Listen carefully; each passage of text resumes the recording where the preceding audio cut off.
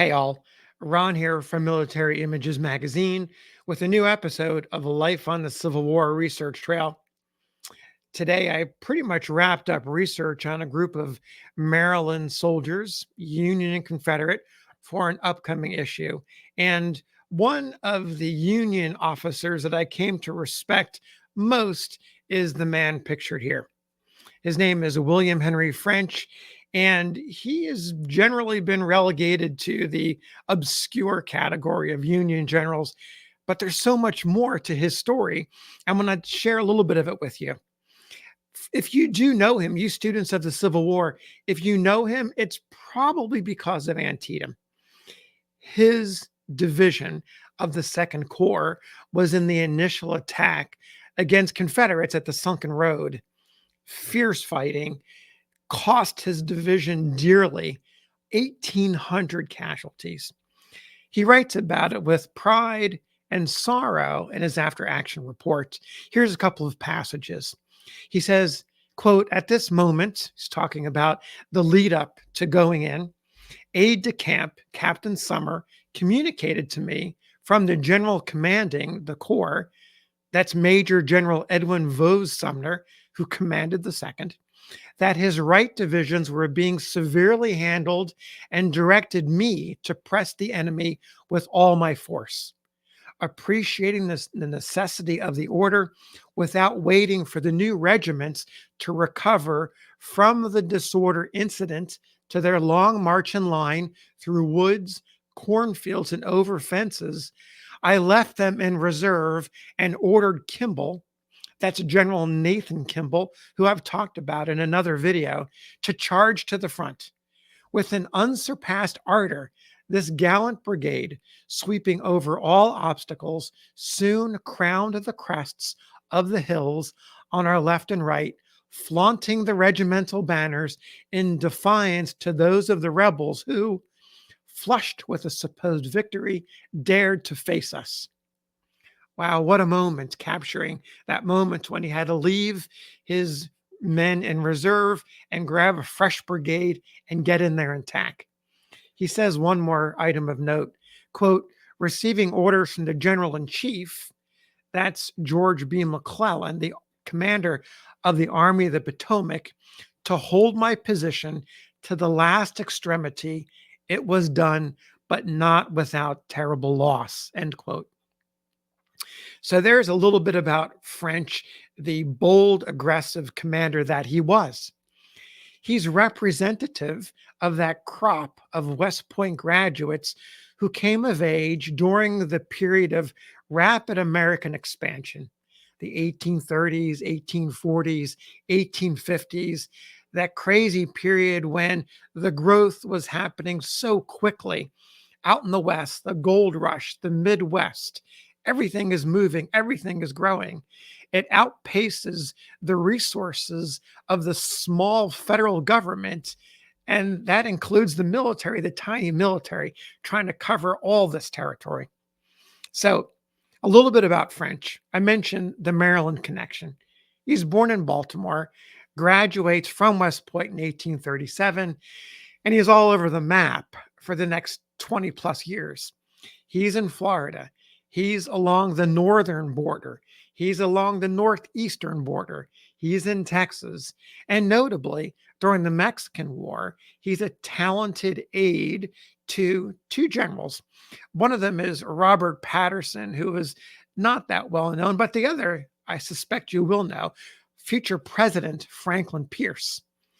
French does his job very well, comes away with 2 brevets, honorary ranks for his service. Then let's flash forward to the Civil War. French happens to be on duty. He's on the frontier in Texas when the state authorities, who are aligned with the Confederacy, basically order him, command him to surrender the garrison of Fort Duncan, which is a little place located along the Texas-Mexico border about midway. And characteristically, French says, not going to happen. He refuses and he leaves. He abandons the garrison and marches his men 16 days to the mouth of the Rio Grande. There, They hop on a boat, a vessel, and they go across the Gulf of Mexico and they wind up at Fort Taylor, Key West. And there he basically stamps out the secessionist movement, orders all the Confederate flags hauled down, and keeps Fort Taylor safe and in U.S. hands. Those bold and aggressive actions are applauded by the War Department in Washington, and no surprise, he is called back east to fight. Here, he becomes representative of another group of U.S. officers, the kind of officer group you don't want to be part of. It's those generals who are blamed by their commanding officer for some battlefield performance issue, and as a result, being put out to pasture. When I look at French's early war record from those days in Texas through Antietam and beyond, it's hard to believe that he happened to fall into this category. He performs well in the Peninsula Campaign. He performs wonderfully in the aforementioned Battle of Antietam. The Battle of Fredericksburg, he's in the thick of the action at Marye's Heights, does a great job, although, of course, that's a loss. At Chancellorsville, he's in the thick of the fighting around the Chancellor's house. Another loss, but he acquits himself well. He misses the Gettysburg campaign because he's at Harper's Ferry, but along the way, he advances to Major General and Corps Command. So he's doing really well. But after Gettysburg, it's the Mine Run campaign in Virginia in November, December 1863. That's what gets to him. That's when French's stars begin to fade. At that time, he's commanding a wing of Major General George G. Meade's Army of the Potomac. At the beginning of the campaign, he runs into trouble. They're advancing into Virginia and deeper into Virginia, and he's having trouble getting his troops across the swollen Rapidan River. Takes too long. He finally gets his men on the other side, makes a wrong turn, an embarrassing wrong turn. Meanwhile, Robert E. Lee is not going to miss a beat with his army of Northern Virginia. His scouts discover the advance, discover the slowness, and of course, Lee immediately dispatches Jubal Early, and Meade loses the initiative, and the offensive winds up being over before it starts.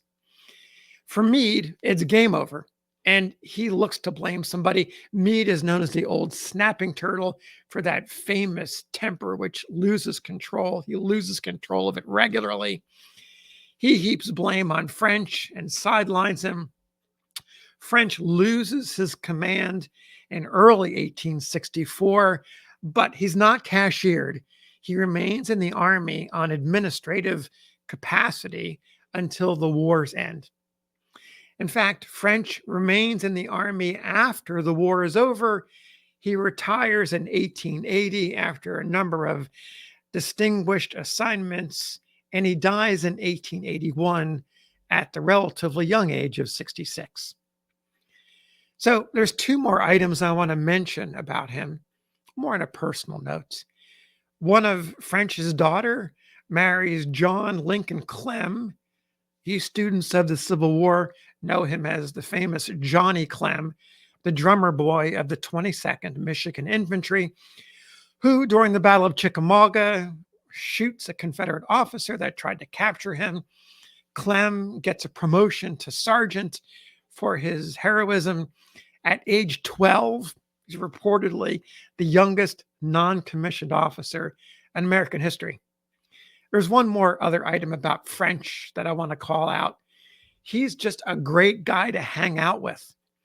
One admiring biographer paid a tribute to his life and his service with these words, quote, General French was a good disciplinarian, possessed sound military judgment, was firm in his convictions, never failed in the hour of peril. I love that quote.